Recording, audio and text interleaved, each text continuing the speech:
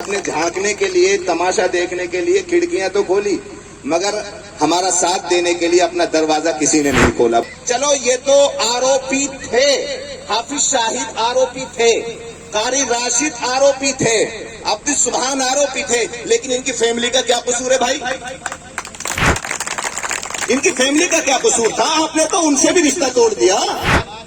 मौलाना कलीम साहब सिद्दीकी को गिरफ्तार कर लिया गया 22 जुलाई को, 21 अगस्त को उसी से इस मामले को पूरा जोड़ा गया। अभी वो मामला भी आपके बीच में है, लेकिन आप सिर्फ ये बहुत से साथी सोशल मीडिया पर और वहां तो कह देते हैं उनका क्या हुआ, उनका क्या हुआ, लेकिन मेहनत करने के लिए कोई तैयार नहीं, जुड़ने के लिए कोई तैयार नहीं।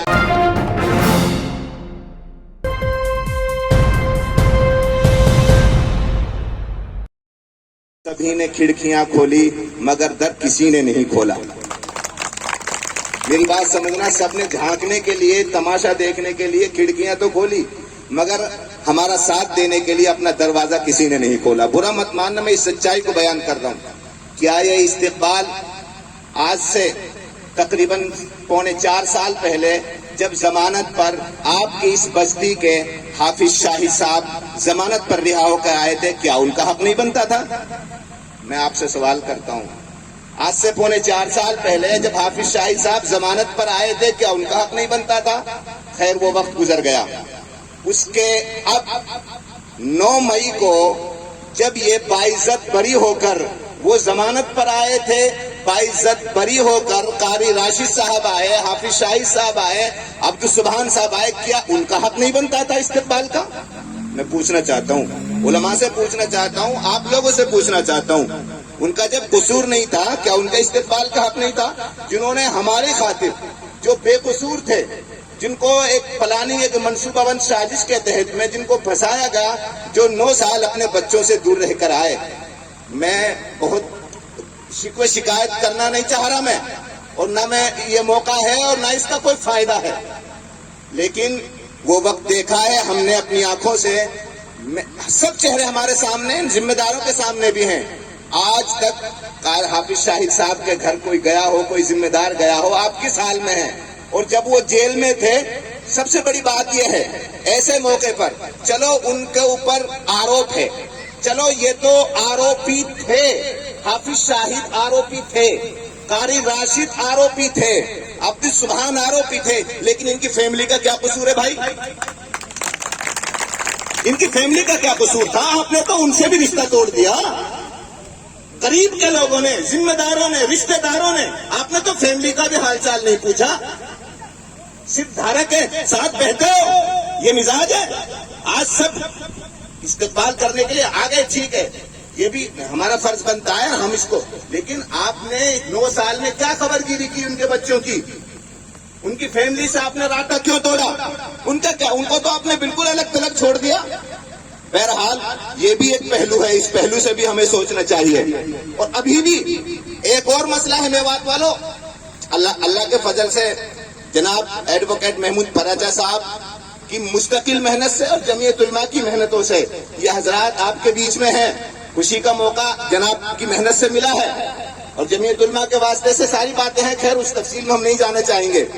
अभी भी 21 अगस्त 2021 को 2022 चल रहा है, मैं उन 3 हादसात को जिक्र करना चाहता हूं जिसमें प्लानिंग के साथ मेवात को बदनाम करने की कोशिश की गई। पहला हादसा करीब ही का, पहले भी हुई होगी, करीब ही का 2013 का इनका था, और उसके बाद में 2020 का जब एक आरएसएस का एक चैनल, नेशनल चैनल, वो मेवात को बदनाम करने के लिए 10 एपिसोड उसने तैयार किए कि मेवात में दलितों पर अत्याचार हो रहा है।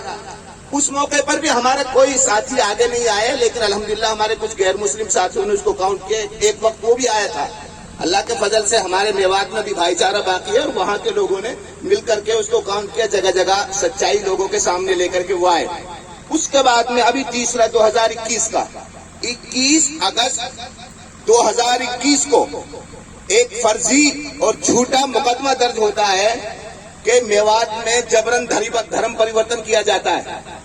मेवात में जबरन धर्म परिवर्तन कराया जाता है, और जिसके नतीजे में 2 FIR होती हैं, एक नुहू सिटी में होती है और एक روز کا میمو ہوتی ہے. اور 22 اگست کو ایک ساتھی کو اریسٹ بھی کر لیا جاتا ہے, گرفتار کر لیا جاتا ہے, ابو بکر سلمبا, جو آلریڈی نو مسلم تھے اور آج بھی وہ جیل کی سلاخوں میں ہیں. اس کے بعد میں ہمارے 4 ساتھیوں کے خلاف مقدمہ درج ہوتا ہے نامزد. مولانا دلشاد صاحب قاسمی ہینگن پور, جو آپ ہی کے قریب کے ہیں, ماسٹر سوراب صاحب کھڑکھڑی, اور انجینئر بھائی مبین صاحب اور ابو بکر صاحب, ان 4 ساتھیوں کے خلاف مقدمہ درج ہوا. اور پھر ایک ساتھی کو بعد میں شہزاد اس کو ایڈ کر لیا گیا, جس کے بعد الحمدللہ 22 اگست کو لے کر ہی ہم ذمہ داروں سے مل کر کے جہاں تک اللہ نے پہنچایا وہاں تک پہنچے, اللہ نے مدد کی.